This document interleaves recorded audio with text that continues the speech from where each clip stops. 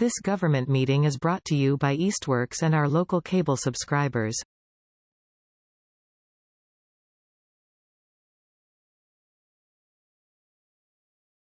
All right, so today is Monday, October 16th. This is the Easthampton Energy Advisory Committee meeting. I'm going to be the chair of the meeting, and we're going to get into it here, starting with a review and approval of the September 11th meeting minutes. I move we approve the meetings of the September 11th meeting. All right, I have a motion to approve. Do I have a second? John seconds. All in favor? Aye. Aye. We said to the city clerk. We won't need to do anything for the October 2nd meeting. Okay, I was going to ask you that. Not official, so nothing to do or submit there. It is now a portion reserved for public speak. We do have two members of the public here. Bruce has joined us several times before. Cassie, thank you for joining us remotely. Anything that you want to talk about? No, I'm anxious to hear what you guys are talking about, especially as it relates to my other Easthampton role, a member of the Economic Development and Industrial Committee.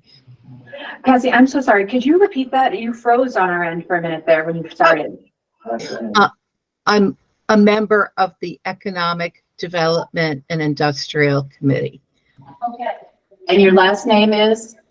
ECKHOF as in Frank, Eckhoff. Thank you. Yep. And you, when we did a remote meeting previously, like, were you on part of that one, if I recall, a few months ago? I've never been to this meeting before. You never have been before. Okay, we had a bunch of people that showed up to one meeting a number of months ago, and I was trying to remember who they all were and if you were one of them. So you've not been before. Well, welcome. Thanks. You were expressing potentially some interest in maybe joining the committee.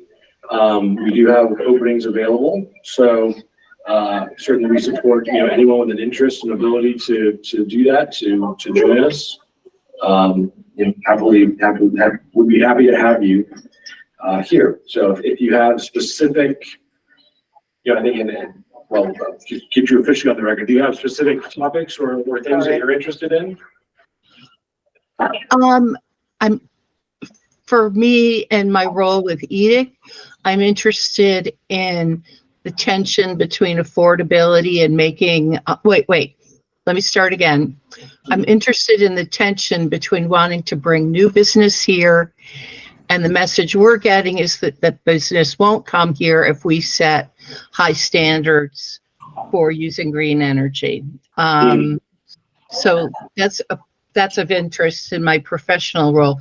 And in my personal role, I just want to see the whole world get solar panels and heat pumps. So I'm here as a person who lives on the earth.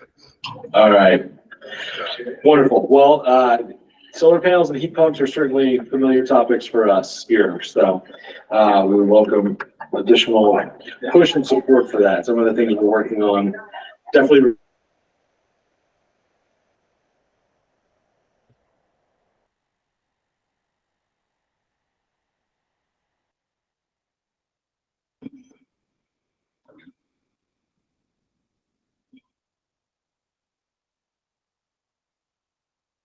Internet. Okay. It's back. Cassie, can you hear us still? Now I can. Yep. Sorry, something just happened to our internet. Let me just double check what we are on here. One of the reasons I want to stay logged in here, because at least like the one that we have two hosts. Thank you. Okay, I think we're back. So as far as the committee updates go, we do have Cassie here who's interested in, I appreciate your thoughts and your time. The first item, major item on our agenda is this municipal aggregation. So this cuts across all residents and businesses of the city. We have been a lot going on with this, both at the city level, but also across the Commonwealth, with DPU revising things and seeking comments, as well as the legislature looking to pass some new pieces in support of aggregation and easing the process for municipalities to do aggregation. So a couple quick updates on that. I have shared, so we have a draft aggregation plan from Good Energy. The city solicitor has redlined that and gotten it back. I've shared that with Good Energy. Waiting for them to review and let me know what they think in terms of comments or stuff with that we need to do. Or some extensive changes, kind of like there were with the original contract.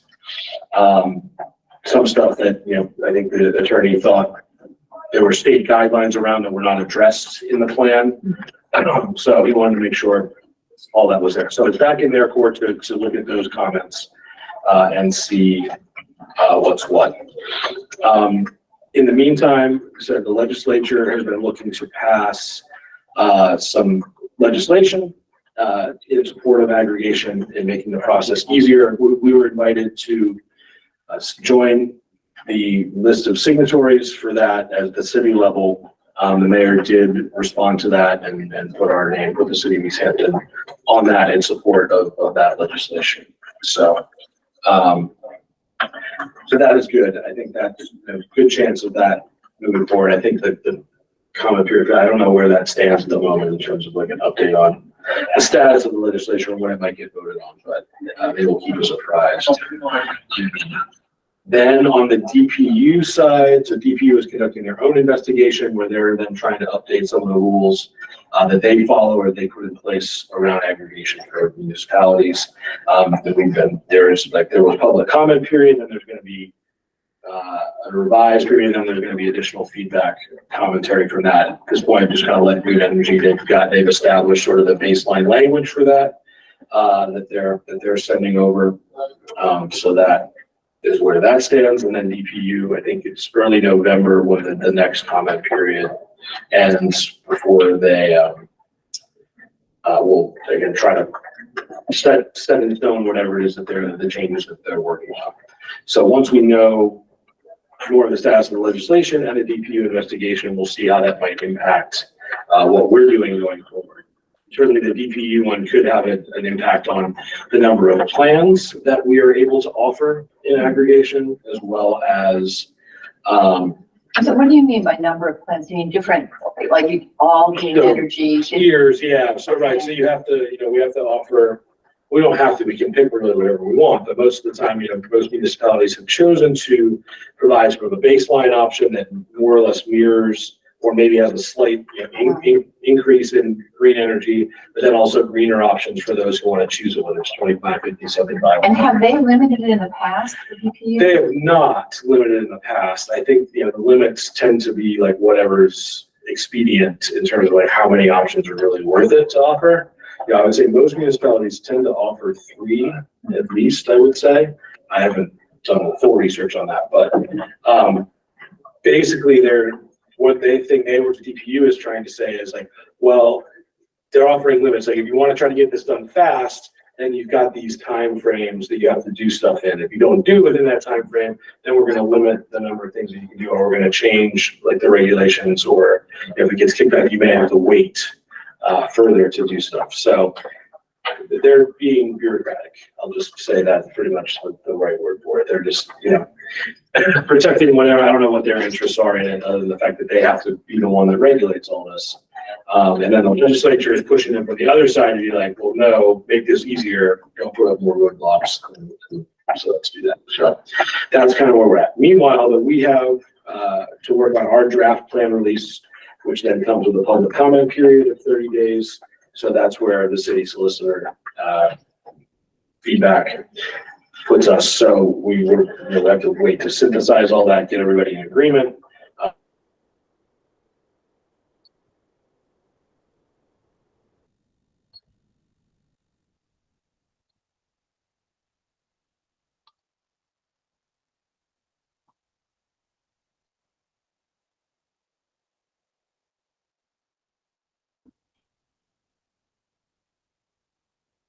Comment period from.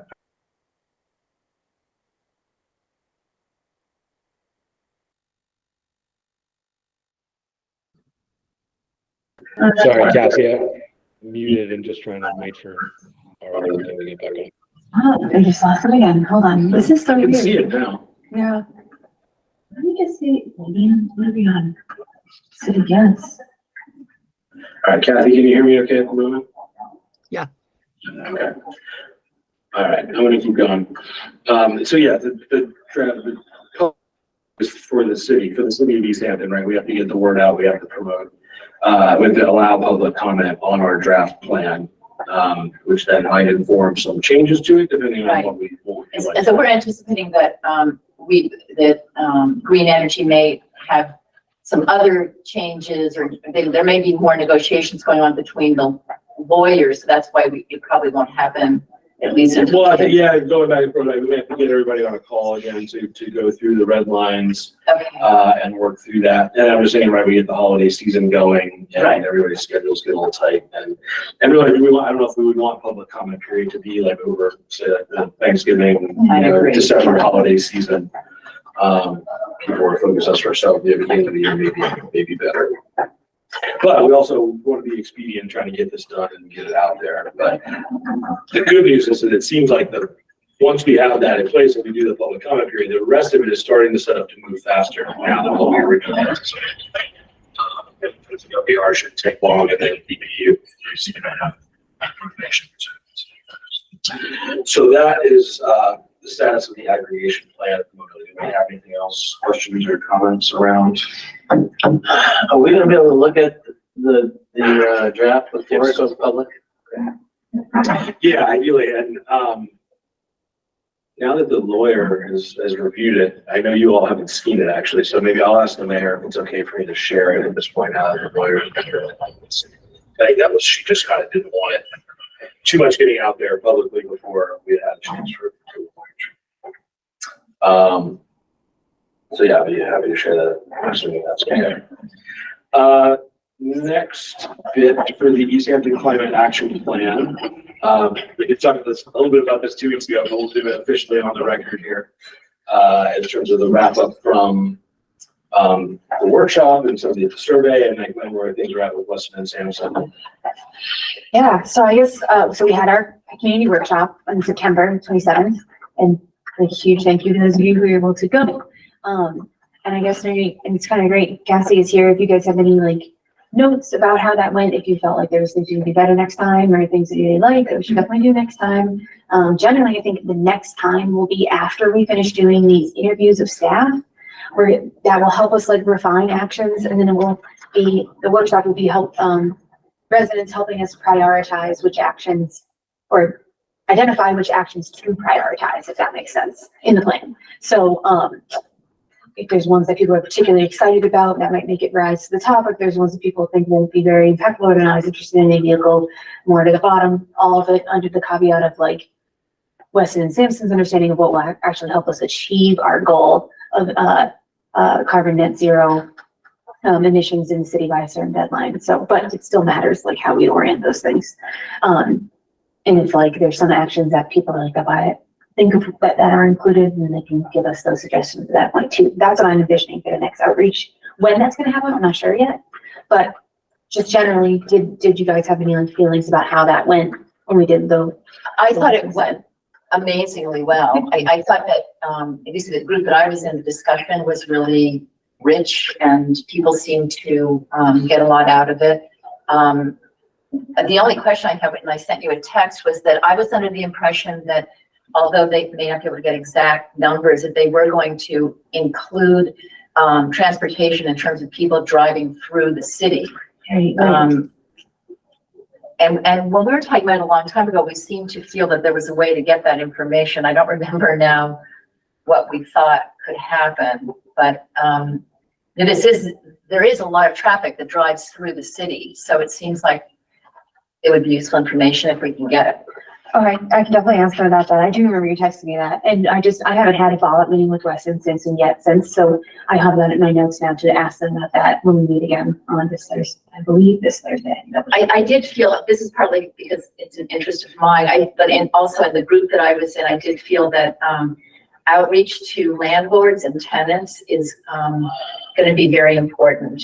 Yes. And figuring out how to help landlords see the benefits associated with doing things like putting in insulation and maybe new windows and things like that. To say nothing of transferring over to other kinds of energy. Yeah, and you're talking about both for the next community, like workshop, but then also for the enactment of the plan. Oh, right, I was really thinking more about the plan. I mean, obviously, we always want to talk, especially to landlords, at any time, but I really was thinking about the plan, and I think that's a huge challenge. Yep, I agree. I think that we're alone in that issue, but Yeah. definitely that's been a part of the discussion, and I will talk to them about that on Thursday, about like, how can we try to get them to come to the actual workshop? That'd be huge if we can do that, but certainly it'll be part of the actual plan itself when it gets executed. Yes, So- which I just thought of this question. I'm assuming that most landlords live in Easthampton, but that may not be the case. I looked at those parcel maps and it looked like there were a lot of LLCs that were owning some big apartment and condo complexes that were, or apartments anyway, that were, their addresses were out of town. That I could see, but I think it would be good to go through and sort of tally that up and see how much housing is managed only by out of town versus in town property owners. And how do you reach the difference in trying to reach them and influence them? How, there's a two-family house where somebody's renting out the apartment upstairs versus, Right. the 30-unit condominium. Exactly. Yeah, and the benefits and incentives are very different to for those two groups as well. Yeah. Did you finish your thought? That sounded like half your thought. No, Okay. it's sort of like, how do you distinguish that? And part of it is, the ones who probably have a two-family house are probably local. The 30 Right. condominium units, Yeah. some LLC, Right. someplace else. And the smaller ones also have invested interest in improving their own property, more so. They get more of a personal benefit from it. I would think that the assessor's tax records would show whether, the payer, the taxpayer is living, got a local address or out of town. Cool, I'll definitely talk to them about that, for sure. Any other notes? So staff interviews are ongoing. Mhm. Another meeting on Thursday with Western Easthampton potentially. Yes. The Gazette did an article about the event, which is cool. Yeah, I thought, yeah. Yep, that was really cool. Saw that. I need to post it on the And website. about the plan as well, generally, right? Yeah. So I'm gonna post that article to the webpage that we have for it, and I also updated the webpage with the recording of the event and all that good stuff is on there, so it's been updated, just these, the only thing it doesn't have is this new Gazette article. Last week? When it came out last week? Was it? I think it was I think it was last week. Yeah. What were your thoughts on it? You thought it covered it? I read it really briefly, but I thought it did, because she watched the recording and used Okay. that to pull the quotes and to make her assessment and all that, and I was able to tell her like we had about 20 people go and I sent her some pictures too, so I felt like it was probably pretty good. So yeah, and we'll probably do more as we go forward, like for the next one or anything like that. So So what is next then? so next thing, well, one other thing, previously, John, you had asked about the survey data. We do have access to that. I have it, I can send it to you. Like, it's just big and like kind of hard to look Yeah. at. So, but I can send it to you, like in the drive or something. That might be the easiest way to share it. That's fine. If anyone else wants to see the survey data. And then the next step would be to, is organizing probably really gonna flesh it out on this Thursday with them, following up with these staff interviews. We got a bunch of them started, but we need to like finalize a lot of them up / just do them with a lot of other departments. But most departments were like willing, they just weren't able to do it that day. So I feel good about actually getting that information from people. Especially big ones like the DPW and the police and fire, they were very like on board. It's just they didn't have the time. So What are they just talking to them? Are they asking them specific questions? it's a mix of two. Well, one, like Weston Sampson has questions prepared, but they also are letting these department heads like steer the conversation, like, this is probably one of the most important things for us in our opinion, and kind of going from there. So the first ones that we did were pretty like, I guess I would say free form, but they did have questions prepared. So it was kind of a mix, really. So that's really the next step, is kind of getting that together. And then I'll have more information about what's next when they meet with Weston and Sampson. They had a lot of our main people went to a conference. They weren't available this past week, and I needed to like catch up on other things that I was kind of letting go a little bit while preparing for that event. So now that the event is passed, it's like, we're kind of in like reassess mode, I'd say. And their deadline for the plan is February? February 2024. Yep. So what else, what are the other major milestones along the way, are the major touch points between now and before they have finalized? I think is like starting to draft the first draft of the plan, getting that reviewed. Then it'll have to get, once we get to a final draft that everybody likes, then it has to go to city council and get like approved by city council. Okay. And then there's the last piece is trying to determine what that final outreach piece is, whether that was creating a website. Because remember before we were talking about the homeowner's guide that was kind of vetoed because it would likely immediately become irrelevant as things are changing so quickly. Then it was like, well, we're going to establish maybe some kind of like a website that people would go to that would be like their hub for this information, much more easy to like update, or something like that. So that's kind of the final piece is what is that outreach piece. But seems like to me it's still information gathering in terms of interviews, final outreach, final draft, approved by city council, final like public access, and then execution. Because it's a whole other thing. Okay. Yeah. And with the draft plan or the draft view, that would come to us for review at some point? Oh, I would most certainly, yes. Yeah, absolutely. So I would assume well before it went to city council or anything like that, it would certainly come to to your guys' review. We're gonna need takes on it, definitely. Yeah, we can talk some more about what that final piece looks like still. Mhm. We've had some ideas start to come out of last time, tying things into. It might be too that we can like try to wrap that into the next outreach meeting of being like, what would you want to see? What would be most helpful to you if you wanted something that would be helpful? I mean, certainly from the last meeting, it seemed like people just need, it's just confusing. There's a lot of information out there. So something that might consolidate it and tailor it would already be a benefit, but we could probably get more info on what that would be.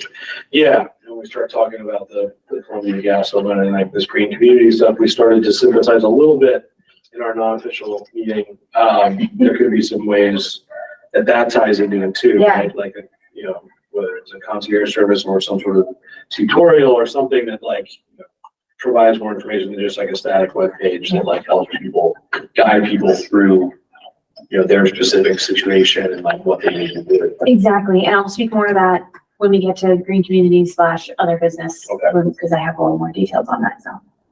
Okay, great. Appreciate that. So let's move to the next piece on the school bus electrification process. John, I'll just give a quick synopsis. Done. We're good. We're done. Oh, all right. Great. Well, Check that out. Let's go. Moving on. Wow. so last, you presented to the finance subcommittee. Yeah. Interested in bringing it back to the whole committee, but obviously we got an election coming in a few weeks. Yeah. Gonna have a whole new school committee come January. And we thought it would be best to wait for that new cadre to be in place and then try to get a presentation to the full committee. So that's.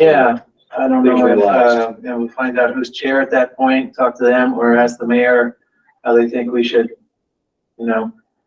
get our foot in the door or follow up from the finance committee. I mean, at least Megan Healy will still be, I would think, is the continuity from the finance committee and the mayor. Right, depending, the mayor certainly, and depending on how the election shakes out, there should be some continuity among current members. Yeah, I mean, finance committee continuity. Sure. Yeah. Yeah, so I don't know, maybe it'll get squeezed in before the holidays, maybe not. Yeah, I don't know when they actually start to take office. I think it's not until January, right? Well, I assume it's the same as the president's. Yeah. So there won't be a meeting with the new people until January, and then they'll probably need at least one to get themselves situated and like whatever, and not be ready to deal with a bunch of new initiatives like right off the bat. But I should check. I haven't yet, but I should. to that point, last time we were talking about, you brought up the Democratic City Committee on the 21st of October. Yes. Doing a candidates event with the school committee candidates. Yes. So that's 5 days from now. Yes, and I did share that, obviously not everyone is available to do a Saturday in the middle of the day. And initially, there was a discussion about only showing a video after the fact. But since then, they now decided the format is they're going to have people sitting at tables, and the candidates will rotate around the tables, and people will be able to ask each candidate some questions and talk with them a little bit, and then a bell will ring and everyone will move around. And one of the tables will be Easthampton Public Media will have a camera, Okay. and it will be live, and there will be someone there. I think it probably will be Sean. What's his name? Sean. He's the head of the school, the union. I forget his last name. I don't know if I wrote it down, but I think he will be there, sort of making sure that things stay under control, and maybe asking a few questions if they don't get asked that, you know, it seems like we should get some specific information about. So, and then that will be broadcast later. Whatever happens at that table will be broadcast later. Okay. But there's no way to necessarily see the question about electric school buses or anything. Well, you know, as a matter of fact, I am on the, in the group that's going to choose the questions. Oh, okay. And that was a question that I felt should be asked, so. Who's putting this on? It's the Easthampton Democratic Committee and the Teachers Union. I don't know how that exactly happened, that those two groups decided to do it together, but that, and it's, you know, I mean, they aren't limiting it to only candidates who are registered Democrats. It's any candidate for school committee who wants to attend has been invited. They've all been invited, but, you know, the Democratic Committee, has, you know, last time there was an election, we did there were contested races for the city council and the mayor, and we had, at that time it was only online because it was still COVID. Mhm. So what were you saying exactly? You're not sure how to get questions inserted, or who's controlling the? What's going to happen is the tables, you know, people will just ask what they feel like, but we did feel like the one that's going to be broadcast should have a wide range of questions asked. And so we're going to make a list of questions, just a few questions. And if we feel like those questions don't get asked by the people who are participating online, then the moderator will also ask a few of those kind of questions. Just so, because this is the one that everyone's going to see. So we want it to be, you know, useful information and get good feedback. So can we formulate a question that's maybe more general about the environmental footprint of the school system? You know, it can touch on electric school bus, can touch on use of solar, about facilities for electric vehicles, and they can look at, you know, sort of asking them what their thoughts are about. Yeah, I mean, the building is built, so, you know, we didn't really. Operations. Yeah. I mean, yeah, I wouldn't want to make it too general, right? Because then they pick one part to talk about, Yeah. and like ignore other stuff. I kind of like it to be a pointed question, like if we can get, I mean, this is our concern with the schools right now, Yeah. right? Is electric buses. Yeah. So I would, from our standpoint, I would say, like, let's try to get something directly about that, try to get them on. Okay. I mean, yeah. I'll try to get a question in there that sort of answers that question, and maybe. I'll send you some suggestions. Okay, Just to- please do. Yeah, that'd be great. That'd be great. John, do you have any other updates on the sort of joint? First, no, I have not. I think getting back in touch with the Northampton school committee member who was pursuing this stuff and interested, but, and I will, but, I guess I'm still thinking we need some, either somebody else to take it over, you know, like, I mean, sponsorship, like city council, or we need school committee to let us know that they want to buy into this and support it, and then try to schedule intermunicipal meetings, regional meetings, whatever. Right. And I did go to the meeting, and John, you did do a wonderful job. I was very impressed.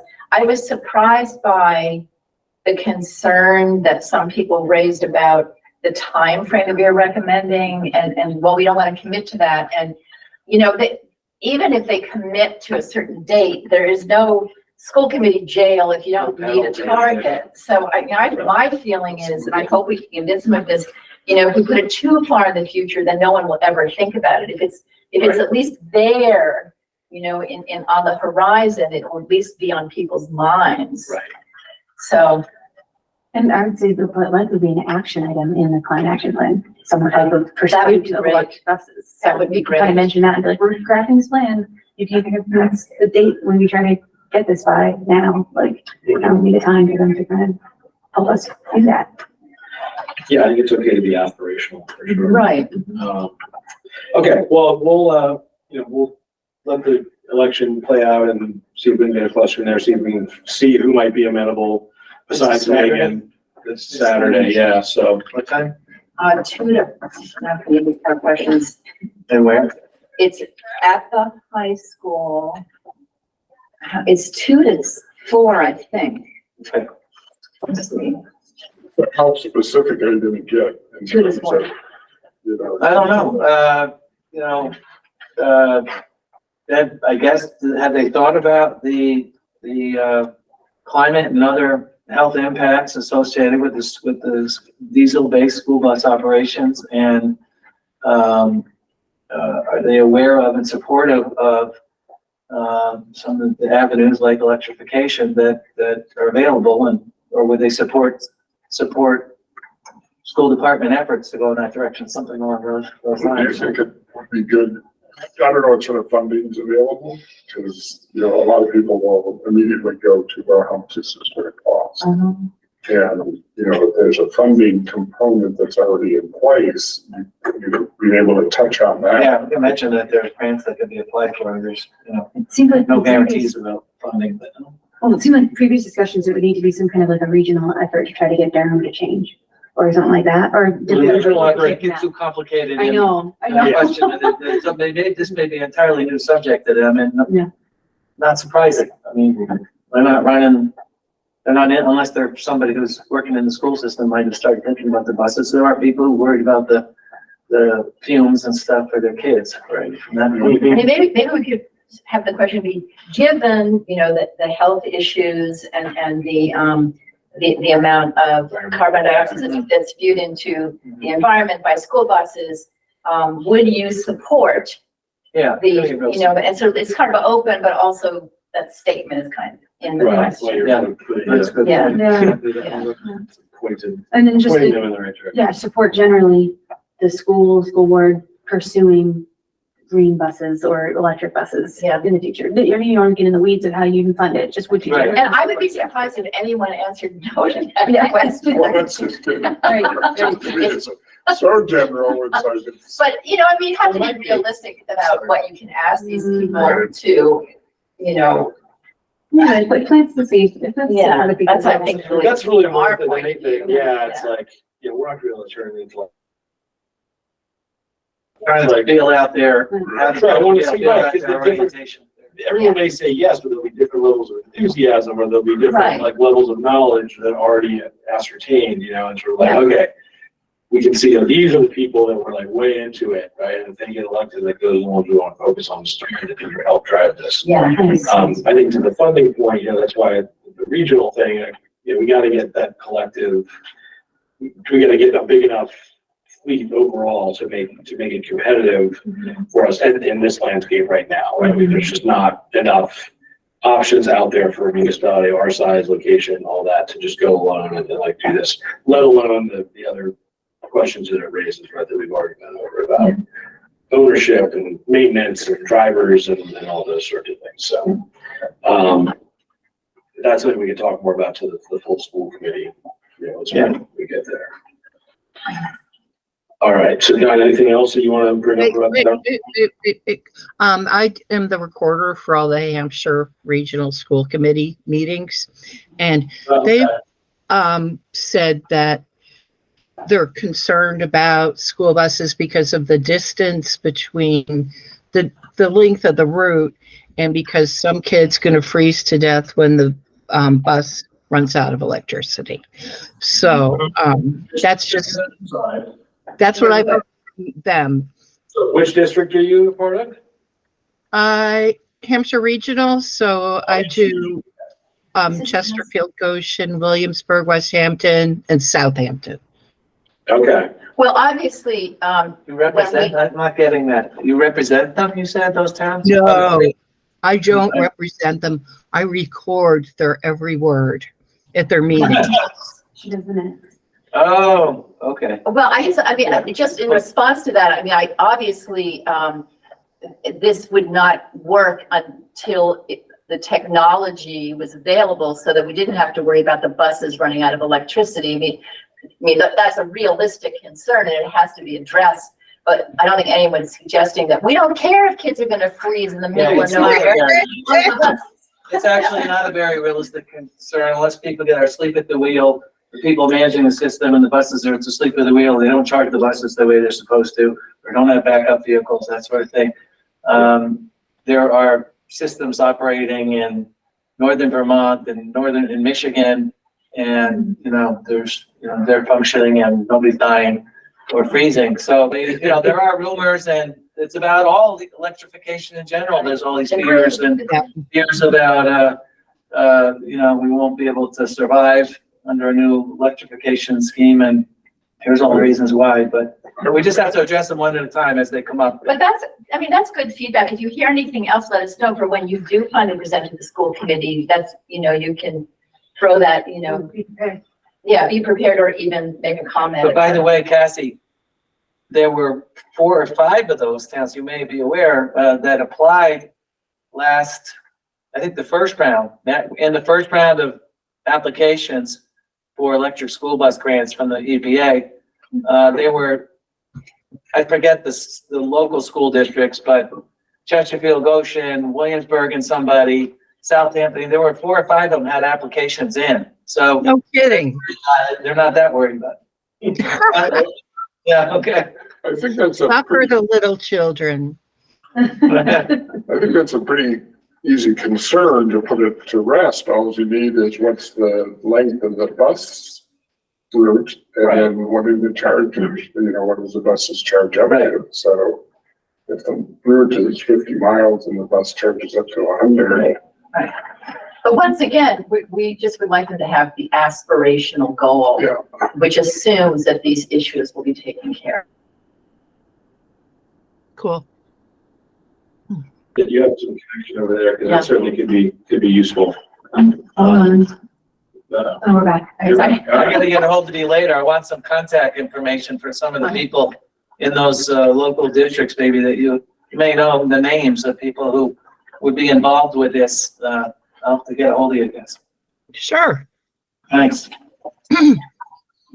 All right, so moving into related a quick bit about electrical vehicle infrastructure. We did talk briefly about this a couple weeks ago, again off the record, but do we know for sure that the demand charges have been eliminated at this point for Easthampton? That's my understanding, and the reason is because I've been working with, gosh, and I can't remember his name right now, but it's the person who's in charge of the EV chargers and like the accounting for them, at the school, and they're working to get them turned on. And hopefully it should be happening soon. And the only reason that became possible is because the demand charge went away. So, and he's really good. I know he would know if like they were creating this situation for them where they're even generating this cost. So, that really solidifies it for me. And, they're in the process.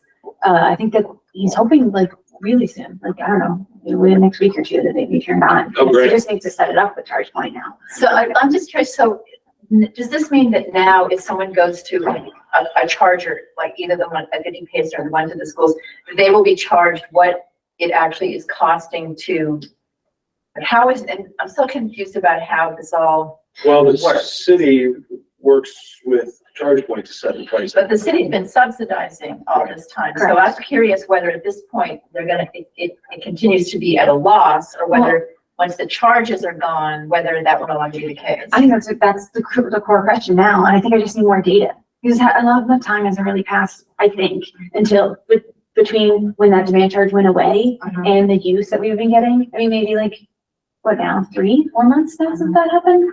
So I don't know how much data we need, I guess, but I haven't been able to take the time to compile it all and see how it compares to what we was costing the city before versus the revenue. Hopefully they might be closely aligned, or we'll be able to more closely align them if we need to make fluctuations to what the fee structure is for people who use them, is to try to match it. That would be the ideal, but as far as Because I think the school system would be very concerned about that issue. Wait, so when I talked to him about it, he was like, what is the fee structure that you guys are using now? And I explained it to him.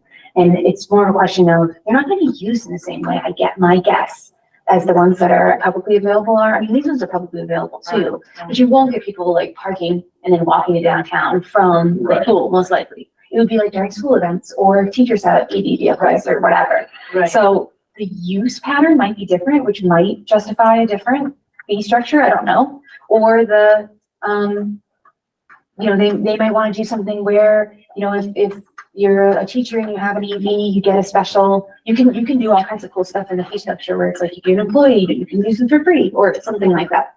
But I don't know if they want to do that yet or not. So it kind of remains to be seen, like maybe by the next meeting, I'll better. Can ChargePoint run some reports that show like those sorts of things and also like the cost versus like, income? So it's a mix of things. They give us the data on how much money we make on them, right? And that's all processed through their flex billing program, right? They take 10% off, but they give us all this data as a result. We do exactly what you're talking about.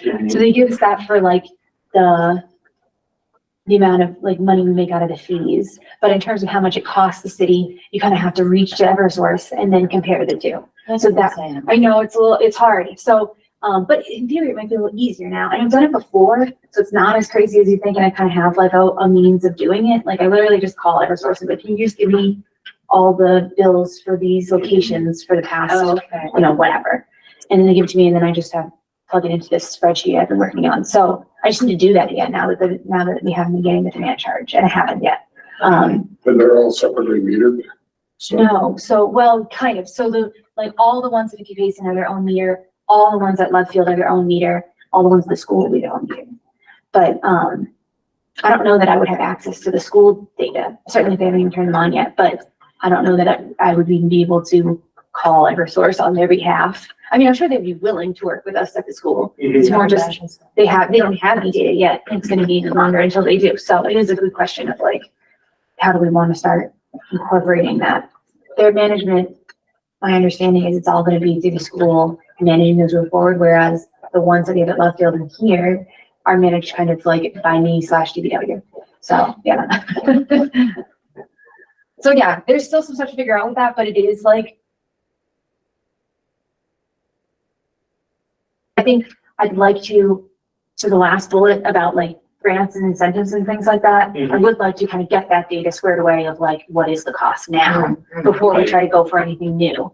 But hopefully it could be something that once it looks good, we can go. So that would be cool, but yeah, that's kind of where it's at. Sorry, I still have some more research to do really is the answer. Okay. Appreciate any updates on your status of progress in Northampton or elsewhere? it's long and expensive. Yeah, it's a surprise. So,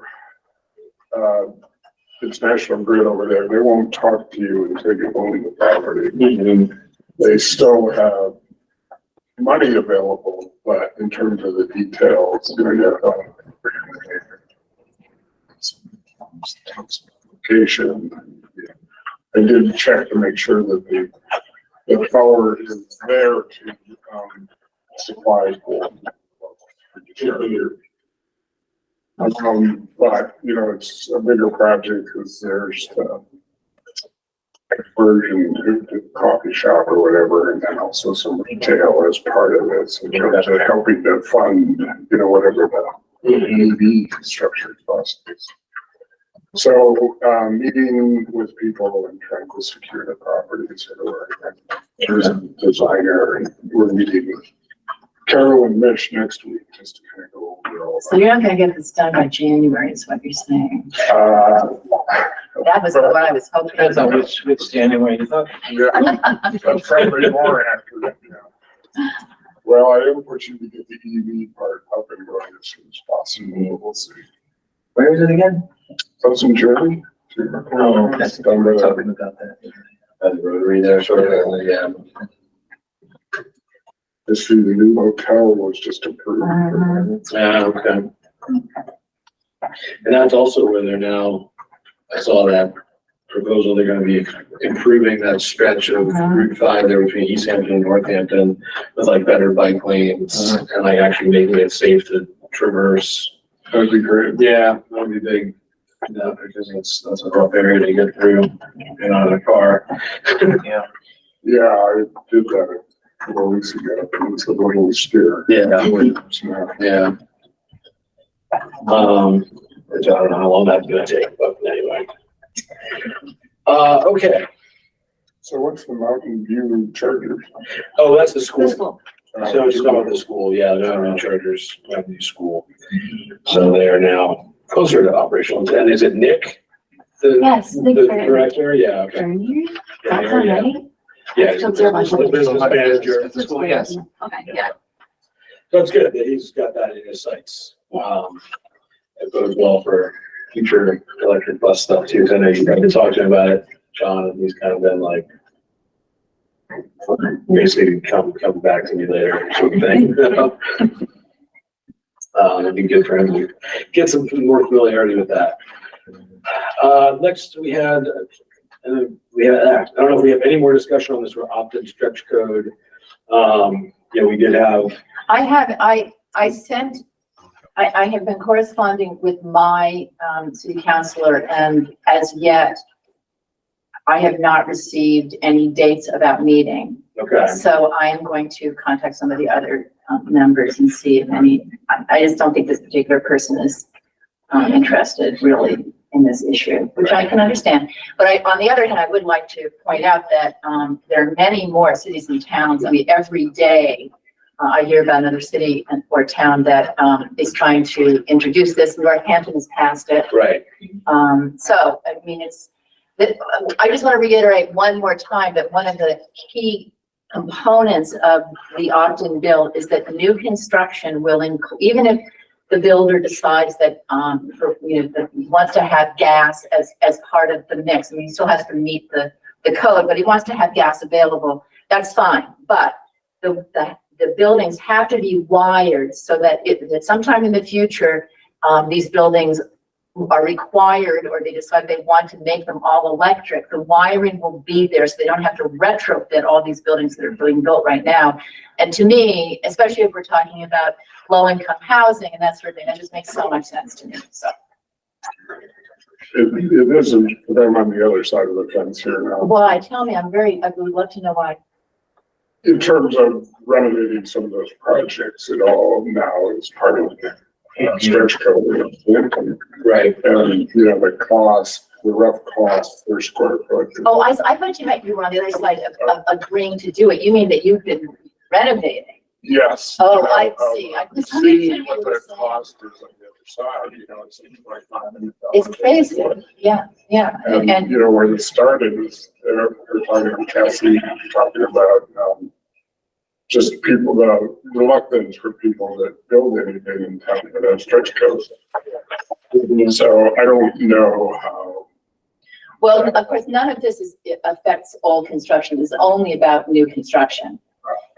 These new codes, they're about new construction. Yeah, but if you're renovating, and I think in Northampton, it's a certain Well, it percentage. depends how big the building is. There are certain things do kick in, but a lot of what you may be referring to is if a community is a green community, then there is a new stretch code that went into effect at the beginning of the year, and there are some pretty significant changes for sure in what's in existence right now. There are. Yeah. I didn't hear what the 500 a foot of what? Well, for doing a renovation, if you're doing 1,000-foot building, it's like $500 a foot. To prepare a house to meet the opt-in code. Well, Meet the opt-in code. No, there's no opt-in code. There's no opt-in code for renovation. That's not. I'm trying to find out what Bruce is talking about, not that. so if you're doing new construction or a major renovation, and the thing that I don't know is, and somehow you have to play out what it would have cost without the stretch code, and then the number of what you would save over Operations. Yes, and I think that's what's difficult to get people over that hump of being able to respect that. I'll look into whether or not, I get a lot of emails about this. I'll see whether anyone has done that kind of a cost comparison, because that would be really useful information, for sure. That talk that I went to with Jonathan, right? It comes from a builder's perspective. Right. So I would wonder he would have access to some of that. Do you know if that is gonna be shown anywhere, like on, It's, he's doing that one on Thursday. but it's a different top, I can't go to that one either. But I was just wondering whether Easthampton Public Media or anything is No, gonna I didn't see anything. Yeah. The only thing I would add is that I was like invited to join this group of sustainability coordinators in the state, and most of them are out east.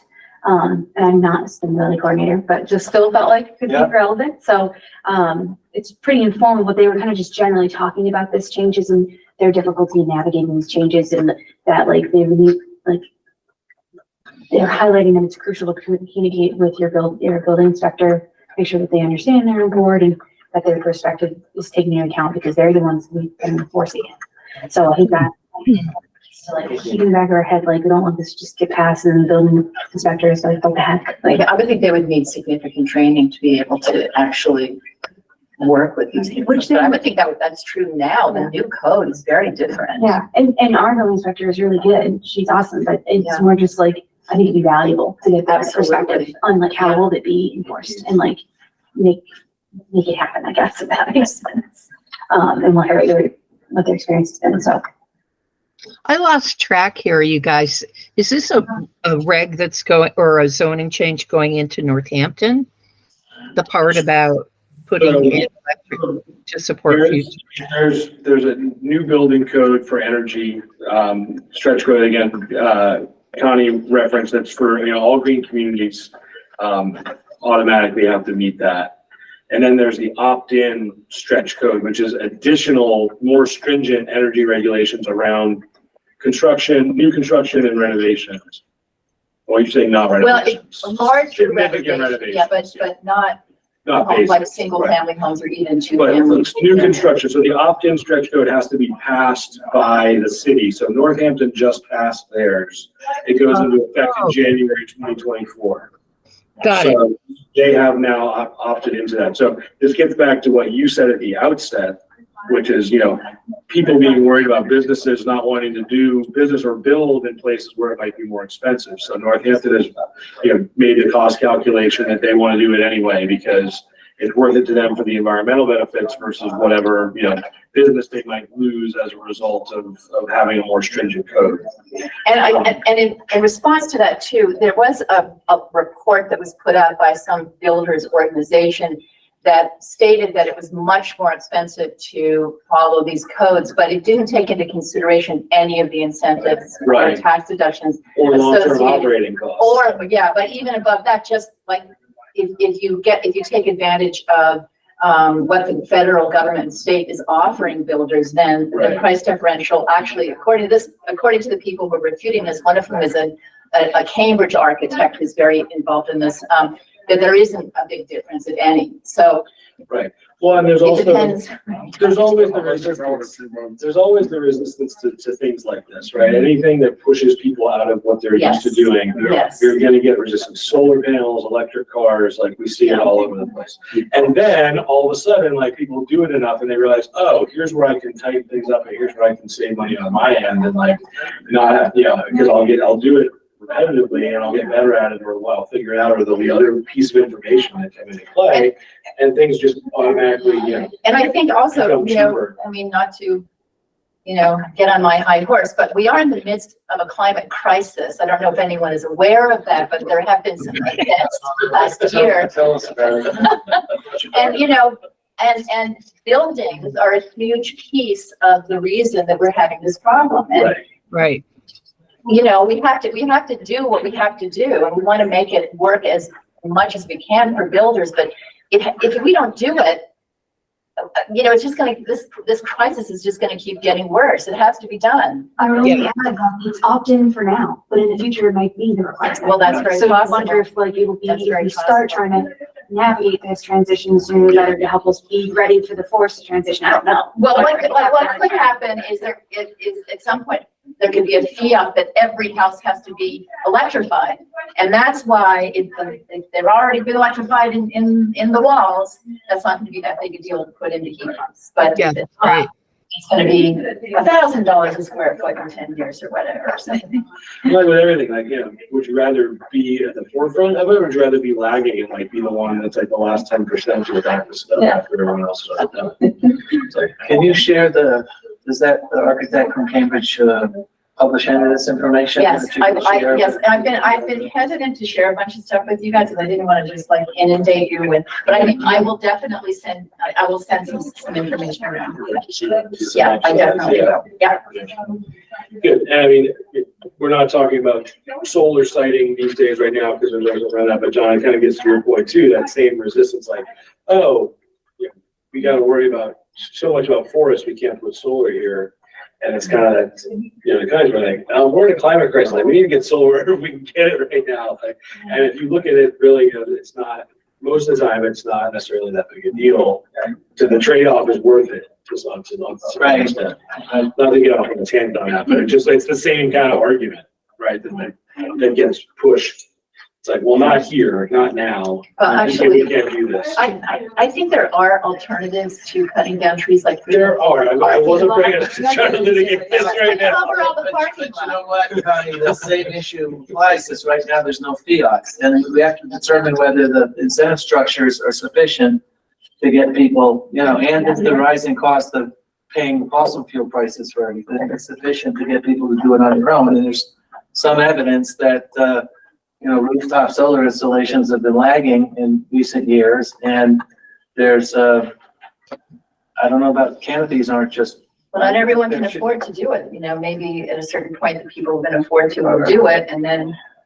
Right, well, to the point that you need more large scale projects, and like, where do you put those, and you gotta figure out. Parking lots. It's, yeah, absolutely, that was just something that just came up, I didn't mean to get this. Parking lot's the most expensive place to The solar site. Is it? Yeah. There'll be more time to talk about this when it comes back up at the city level, Yeah. when it's not. So I will send that information out to you guys, and I will contact some other city councilors and see if I can get some meetings to happen. And I will let you know Okay. time we get together. Good, Connie. Oh, speaking of which, on the school bus electrification thing, back to that, I ran into Councilor Tom Peak at one point, I started talking about that, he was very excited about that, from the city council standpoint, from his own personal standpoint, so, and file that away. Yeah. For potential future. He tends to be very gung ho about a lot of those things, so, he can be a good champion for stuff that we need, stretch code maybe as well. All right, green community grants and annual report, and last week, the annual report is finished and filed. No, that was the grant report. The grant report. Yeah, the grant is done. So the grant for the Teslas is completed, and I got confirmation that it's done, from this, our regional coordinator, like, over, which is excellent and really exciting. And then the other piece is the annual report. So it's all online now for the first time this year through MEI. I've already registered for a number of kind of like trainings and checking webinars and things like that to make sure that I'm on track and doing it correctly. It's due December 1st. Okay. So got a good chunk of time to get it done. And hopefully it should be even easier than it's been in the past because now it's online, which would be nice, as opposed to these really big spreadsheets we didn't have to make before.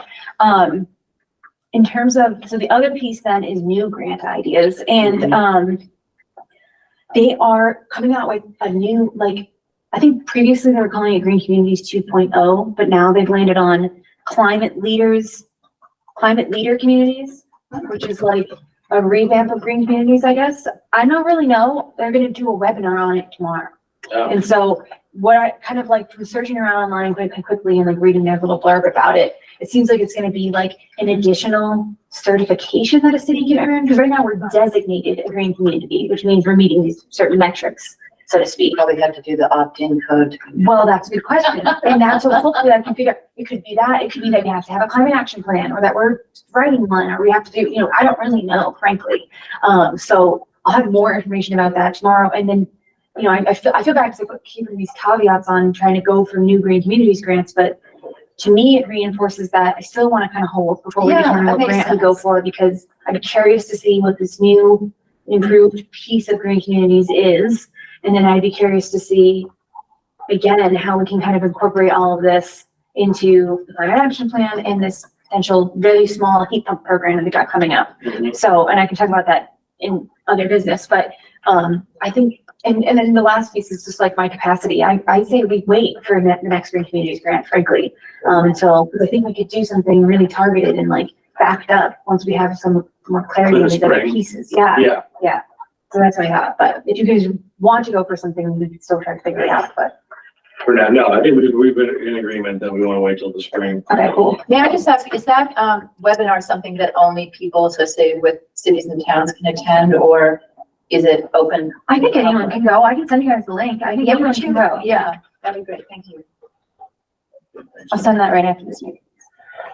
Okay, and yeah, so the Columbia Gas, I know last time you had like a small update, in our non-official meeting, but like get a small update on Oh, yeah, what was going there. Somebody had reached out to you, right.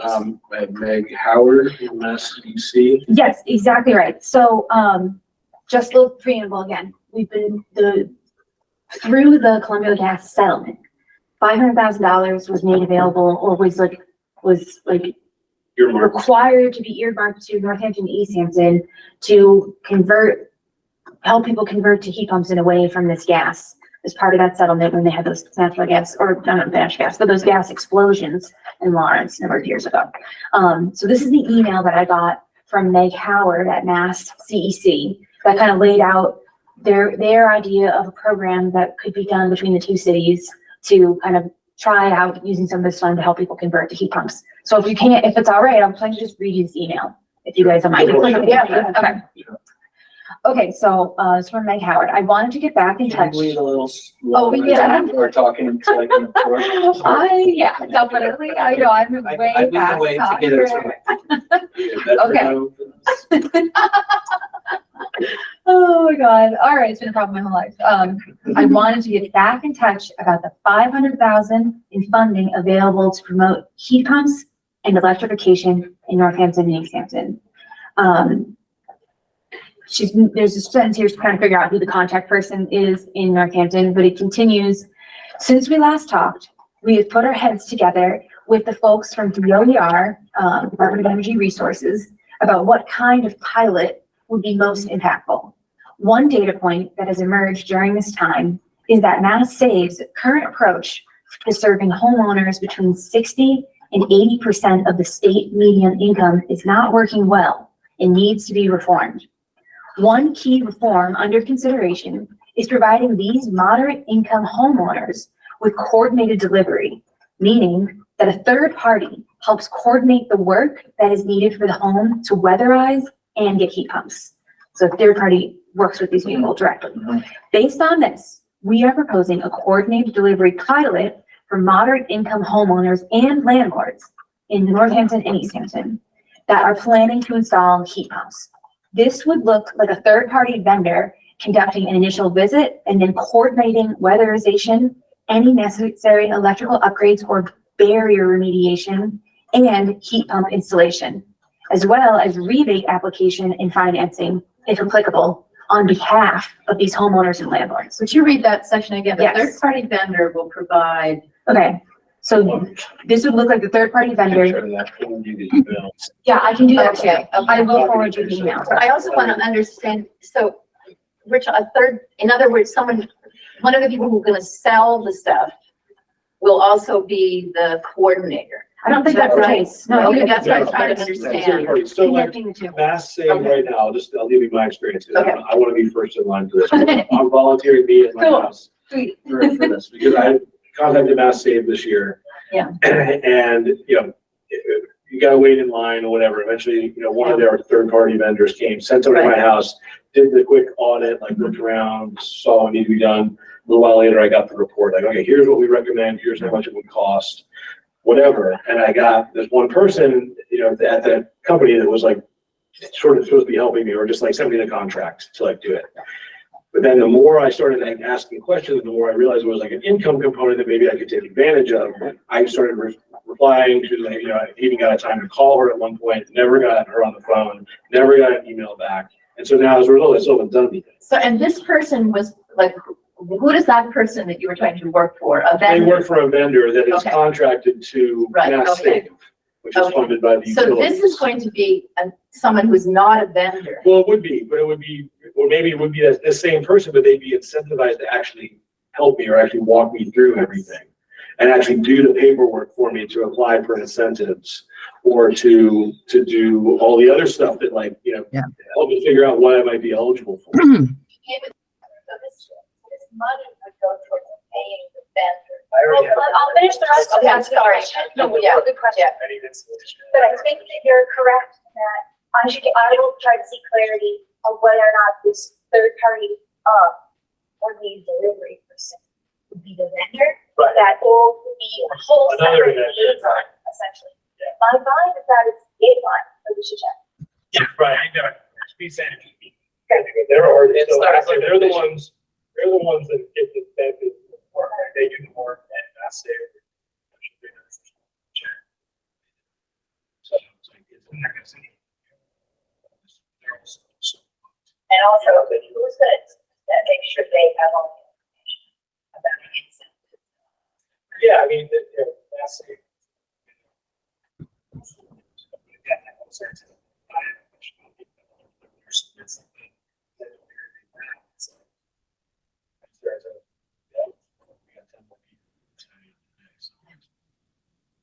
But it's okay, this is good though, these are good questions, I think that's fine.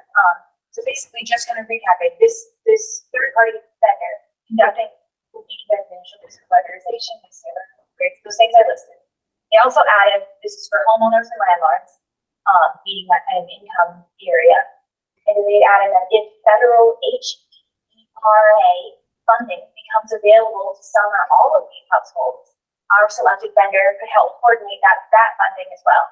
Most likely, this coordinated delivery model would involve some type of work, some type of network of participating installers and contractors. So how many households this pilot would serve depends on the amount of funding we reserve for the incentive structure. She attached a budget scenario that shows 50, 75, and 100 participating households, although these are rough projections since we don't yet have vendor pricing. And then she said, I believe that this proposal maintains the primary objective we have heard from you all to focus on serving moderate income households and landlords.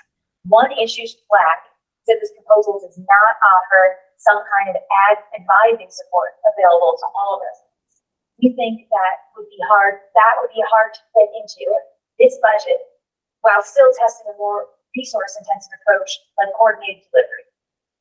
So they want to focus on the coordinated delivery as opposed to this kind of advising piece. That median income, it's not getting served very well. And then they add, Mass Save is planning to start offering a no-cost decarbonization consultation in 2024. So I believe this type of advising support will start to be available through Mass Save in the future anyways. So it would be better and maybe more data in terms of learning experience to focus on this kind of coordinated delivery as opposed to the advising piece. It's coming anyways. We propose that the selected vendor could help point non-eligible homeowners in the right direction, but that this funding would be targeted for a coordinated delivery pilot for moderate income homeowners and landlords. If folks have questions or concerns about this direction, please let us know, and we can start a follow-up meeting to discuss the proposal further. Otherwise, we will proceed with drafting a request for proposals and check in again once we have a draft request for proposal ready for your review. So they'll be back again. But generally, and she gave me this is like kind of the numbers, and we can talk about this in a second, but just generally, it sounds like we want clarity about who the third party is. Are they the vendor, the people that's on heat pump, or is it just kind of a liaison? And my other concern, thinking about interactions I've had with Mass Save, or stories that I've heard about people trying to get heat pumps installed, is that a lot of vendors and a lot of installers are not well informed. So even ones that Mass Save recommends. So how are they going to ensure that people providing this service actually are the people who really know enough to help these people? That's an issue that we're going to have with our climate plan. It's a huge issue. I want to add. Okay. are we automatically lumped in?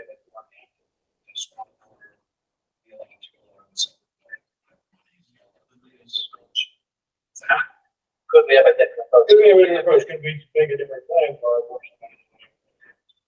It's a good question, and I think that generally no. Because I think it more is like when they reached out, they're like, here's what we want to, here's what we, I think it's the way that money is spent is very specific and it has to fit a very narrow guideline. This meets that in terms of like it needs to go to supporting heat pump conversion. But what was I going to say? They want us to agree and like the plan. So I think we can still tailor it and ask for it to be tailored more to these things if we wanted to. But I just wonder what we're going to do differently, frankly. I feel like we need to support, in terms of execution, we've done, and we support these agencies to do it right. So I've been inclined to kind of go with them, if that makes sense. Yeah. One, I would just want to make sure that there's a mechanism to guarantee that a certain percentage of this is spent in example. So there should be a mechanism to ensure that at least.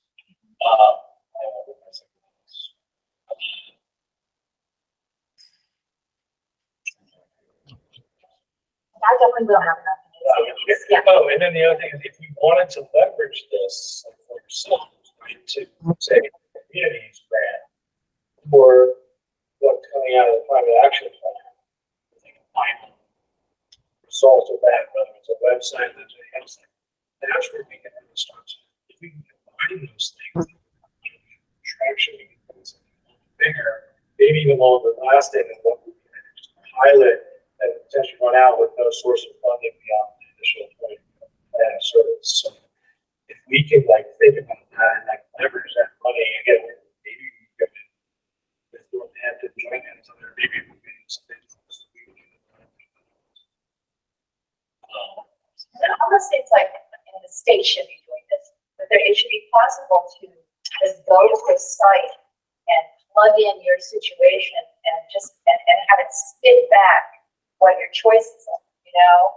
But it's not possible to do that. It's very difficult to figure all that out, and very Just on sorry. it will includes weatherization and heat. So That's true. they definitely are, but I think it's like you need to do the weatherization if you're gonna do the heat pump stuff, so they have to happen together. That's my understanding. But yeah. Are there any other questions before I start going over this? I can, obviously I'll send this off to you and email it to you, but, just seems like our chapter. Yeah, okay, that's excellent. Well, the last piece of it really is that we can pass this around, but yeah, okay. Let's see. So they had all these different scenarios. So they would do targeted air sealing, which is weatherization, coordinated delivery. Okay, wait, it was, I don't know, this is a little hard to interpret, frankly, but I think like it becomes a question of which one of these programs would we want the vendor budget to take on? This is, you can either do just targeted air sealing with these financial incentives that we just give people money to get the heat pump and they go from there. And then this vendor helps them navigate that. Or we do the coordinated delivery with the incentive, so some portion of it is just money to folks to make the change. Or we do coordinated delivery and targeted air sealing with a financial incentive. That should, you know, and go from You mean there. we'd be paying people to do it? Is that what I think I'm pretty sure that's what that means. Like we would give them some kind of financial incentive to like pursue this and get it done. In addition to all the things that already exist for them to do it. Because we're trying to just get people to like convert it. That's my understanding. Beyond the incentives that already exist. But yes, but the caveat is that the more money you give to people directly to do it, the less people can be able to serve. So this option with the last option shows that if we don't give any incentives, we can probably reach about 120 folks. Because there are incentives already. Right, but it seems to be that maybe for one of the barriers these moderate income folks are reaching is that it's just not quite right for them. And that was a piece of it, is that I do have a concern also, and this is my cynical perspective, that, you know, how much is it gonna cost for us to pay these experts to, I mean, that could Well, that's in the budget. use too, up right? all of the money. That's why you're ending up with lesser money going to residents to have this coordinated service. But through the previous discussions, it seems like that might be the most crucial piece of it, is having this vendor help people through. But I mean, it would be useful to know, like, Yeah. what would they charge to provide this service? And if they're vendors, why are we paying the vendors to do what they should be doing anyway? Well, I think that most vendors don't. They're not. It's not as. Required But you to- see what I'm saying? I think that, you know, it's a little insane. You're selling something to these people. Right. It should be, you should be knowledgeable enough to help them buy it from you because they're getting it all the possible. But I think that the reality, I understand what you're saying. It seems to be that the reality of the situation is that there's a gap. And how do we bridge that gap? If we're trying to reach these targeted goals of people making this switch, you know, where many people might be like, I don't need to do this right now. And it's like, but if you do this as a collective, it'll be very important. So how do we get the individuals to make the change? And so one of the things that will be beneficial from this is that it will be a test of, yeah, should we do this kind of concierge service thing? So once Right, again, it's how a are better model these that- people gonna be trained so that Yeah. so that they don't have the experience that Jamie had? Like, how is that gonna happen? That these vendors are suddenly gonna be people who have all the information? Are they gonna train them? Are we gonna train them? What's gonna happen? Yeah, my understanding is that they're gonna put out an RFP for like this one vendor to be managing What's this gonna be program. one vendor? That's my understanding. So this- Yeah. It's like a pilot program. Oh, I didn't understand Okay. that. That makes That's a part of the difference. massive Oh, issue okay. is it's so balkanized. Yes. between all these different companies. Yes. Okay. Yeah, and I'm sorry, I didn't no, understand yeah, that. no, it's okay. And I'll confirm this, double check it. But it should be one that is working through for serving both these communities. And then essentially a handful of people to do like, did it work? Like, should we try Now to I scale see. this up? I think that, you know, part of what you asked about how you get these people trained, and part of that is money. You know, Right, but if it's one vendor, I think one Yeah, vendor but could if be it's trained. 125 homes all going through one vendor, that's a lot. You know, that's gonna slow the process down. That's right. Yeah. Plus, you want the knowledge to be spread. So if there's 4 vendors who are getting that knowledge of doing this, I think in the long haul, it would be better than just having one. That's a good Well, point. that's where leveraging some additional money from green communities, or, you know, if there's whatever money may be available for climate action plan, things like that could, you know, to expanding a program, bring in more vendors, like we're providing the training, whatever it might be, and figuring out what other groups to target. Yeah, this one vendor might help us establish the program. And then if it works for Easthampton, then we can use grants to try to keep it going and maybe hire a staff person to act as that vendor now. And So this connect one people to vendor it. though will be the vendor. Well, this is what I'm trying to understand, and I Yeah. need to ask them, is the vendor just a liaison to the people that would actually do the installing? Like, Right. What you Whatever started, the that's what vendor you selling. said to begin with. That's my something that was understanding. unclear to begin with, and we've got to get And yeah, it. these are questions from us, CEC, Yeah. Yeah. putting the RFP together, like how's Well, I love the idea of a pilot to try to figure out how to get this information out to the vendors and the installers. I think it's a wonderful idea. okay. Yeah. Very important. Think what I'm planning to do based off of this discussion we just had is respond to them and be like, generally, EAC, we're in support, like, let's go forward. But these are the things that we want to try to make sure we're doing, get clarity on this vendor question. And how we're going to make sure that they're knowledgeable. And then get clarity on how we can kind of, I don't know how I'll say it, but like make sure that we can do something with this in the future, whether it be like have access to the data that we get from it and that we can use it to kind of craft a program in the future or kind of keep the program going or something like that, and explain to them that we're working on our climate action plan and we are a green community. We want to be able to integrate this into future things so that we can get the most out of this and beyond the people that it helps directly. And so will someone from that department be overseeing the program and making sure that, like, I still have the question about whether the vendor, whoever the liaison person is, like, how will that person get all the information, or the company get all the information they need to provide these services? Well, I think The RFP is gonna tell They'll It's lay gonna that out have in their specify response qualifications. to The RFP will specify qualifications for a vendor who's gonna So operate this program. If We're they don't have assuming there's a those, vendor who has that Jesus service. Christ, you need to let people finish. Okay, I'm sorry. Sentences, okay?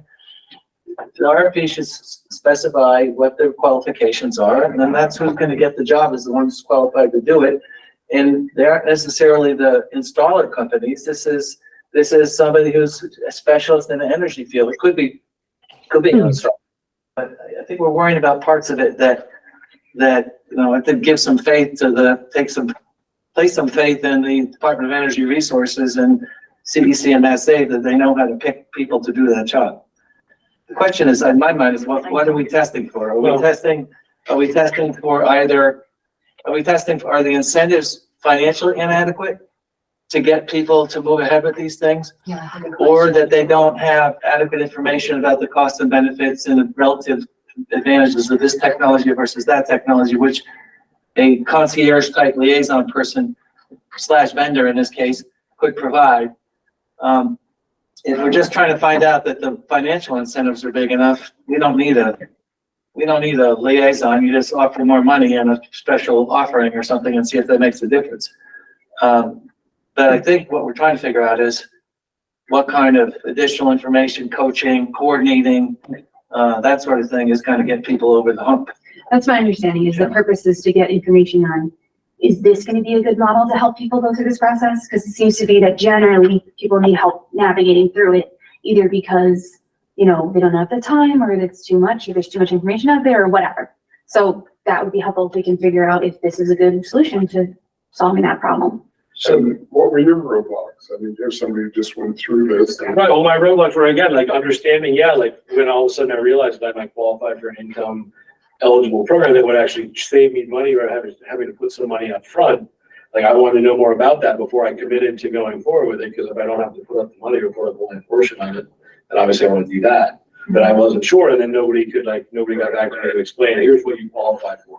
So it starts with enthusiasm and then just kind of. Yeah, right, it's the death by. And I was involved with a program about 7 years ago in Northampton where there was someone had funded a program to try to help people in this way.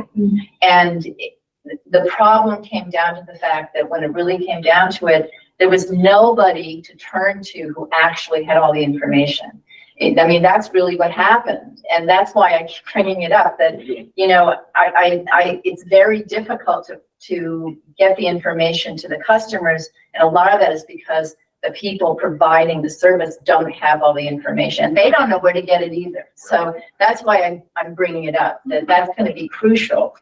So here's what I think Mass CEC is a good place for that, because they should understand the landscape really well, but also like where the gaps are. So, you know, I like the fact that they're involved in helping to craft this. You know, do we have an opportunity to talk to them directly as they do this, or, I mean, provide feedback on drafts, I guess, is one thing, but. Yeah, that definitely is gonna happen. Submit questions like directly to them or anything. I think that they're Or probably, just talk to them directly in a meeting or something. yeah, we probably could if we asked them, they would be willing to do that. I just don't know what, they would be like, we really want to just get started. I don't know, but I think it's worth a try. If you want me to ask, I can certainly ask to set up a meeting. Okay. Yeah, see if they want to just like, you know, our next meeting is November 18th, if they want to come for. Yeah. Or I wonder, who's the Northampton person associated with It it? used to be Chris Mason, but now he was the regional coordinator for DOER. So it's a different person, and that was part of the email chain, was like trying to figure out who that was. Because I wonder whether it would make sense to have both people at an intermittent meeting. Yeah, I mean, I just want to know, like, Yeah. what. And again, I let them know about other ways we might be able to leverage some of this Yeah. stuff, you know, see if they have Yeah. ideas that go beyond, like, if they realize, okay, we might be able to do more than just what this limited scope says. Yeah, I mean, I think like, you know, I'm inclined, my thing is like, I hope that, it's been so long, like this discussion Yeah. started Yeah. over a year ago, and it's been deliberating back and forth forever of how they're gonna use it, and it's not clear, like how, if it's DOER who ultimately gets to spend it. So it's like, if we want another take at trying to rework it, I just think there might be like it took us a long time to get to this point, so getting back to going back to the drawing board to a degree might be something that they are not as interested in doing, but we are welcome to Yeah, I try. don't want to derail Yeah. anything that they're doing. I think we generally agree they're on a good track. Okay, It's just about like, asking the question, are we improving these on the margins? Again, maybe figuring out like, what do they see as the prospects for this being like a bigger thing down the road, right? This is a Yeah. pilot. yeah, Like, what's the fund, what other funding is there to keep doing this? Or what can we do now to even make it something bigger yeah, and make a bigger impact? Yeah. So I don't want to have them change, Okay. change tracks necessarily. Okay. More, just have a discussion with them. So we understand and make sure that again, like Easthampton's interests are protected to some Yeah. extent too, right? It's like, yes, however that would be reflected. definitely. Just a quick one. I didn't hear this being addressed. Have they talked about how they would select the candidates, the participants in the program? Is it a special advertising effort or is it the normal intake from Massive Save that will then direct people to it? It's a good question. I think that might be part of what the vendor was going to be tasked with doing, is identifying these people. They need to be that 60 to 80% median income. I just got the numbers. Yeah, It's about 44,000 to 58,000 income for like Northampton. I didn't get Easthampton's, but that's probably not a whole lot different, but that's the target. Is that per family or per It's person? per household, isn't it? I would say Household household. income. Well, that might be like a single household too, because it's more of you have kids and like the size of your household pushes it up. yep, so, The median. Yeah, the median's pegged to the number of people in a household. So if you have more people in a household, the median number tends to go up. well, I will ask them about that too, like how are we identifying the people? But if I remember, it was, and Cassie has a question, well, just really quick, Cassie, that. No it was, problem. The vendor would help like identify those people and reach out to them, because we want to make sure it's within that kind of refined window of people, if it makes sense. And then who eventually makes the choice on who to select? Is it just them? Would we get a representative on there? Would Northampton get a representative on there? Yeah. To review those proposals and select? That's the question. Cassie, what was your question? Or- I'm really sorry to interrupt, but I have a pre-existing commitment, so I have to say goodbye. I want to come back if you guys will have me. Yes. This was a big learning experience. Terrific. Thank you. Love having you back. November 18th, or no, November 20th and December 18th are our next two meetings. So the third Monday, the next 2 months at this time at 3.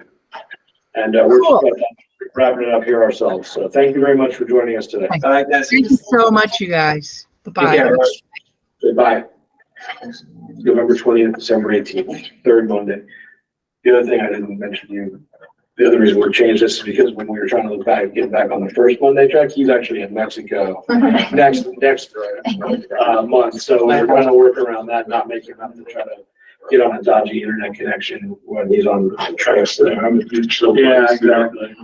So if this pilot really seems like it's together, that would be a great Green Communities grant request to fund just continuing it, or maybe hiring someone or paying someone to be the coordinator of the Easthampton program and be the coordinator instead of having a vendor do it, having someone associated with Easthampton. I mean, yeah, something like that. Yeah, definitely.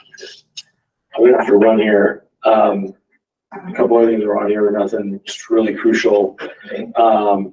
Yeah, I don't know if anyone did any more of the Western Mass Solar Forum stuff. There were a 4-part. They didn't do the fourth. You didn't do the. They fourth canceled the canceled it. fourth session. one? Postponed it. Next Oh, year. okay, didn't Do it some other time. all right. And next year is supposedly the in-person stuff for community Okay. participation and discussions in small groups. Okay, keep an eye out for that. And then I had written stuff, I know, John, you said me something about the Borrego, Oliver Street solar thing and like that, but I don't Just think there's nothing. any- I asked the city engineer if he could get his hands on the power purchase agreement. Right. With Borrego, so we had the details, and he was happy to do that. What Also is asked him, that's the solar landfill solar. At Oh, that already Oliver Street. exists, the one that Yeah, already there's exists? I'm Okay, the okay. first in the state. I looked at the background, there's a lot of publicity about old mayor getting that off the ground. But also asking if tours might be possible. We at some point set up some tours of some of the exemplary facilities in the city to get people interested in understanding stuff. The landfills are a great location. Yep.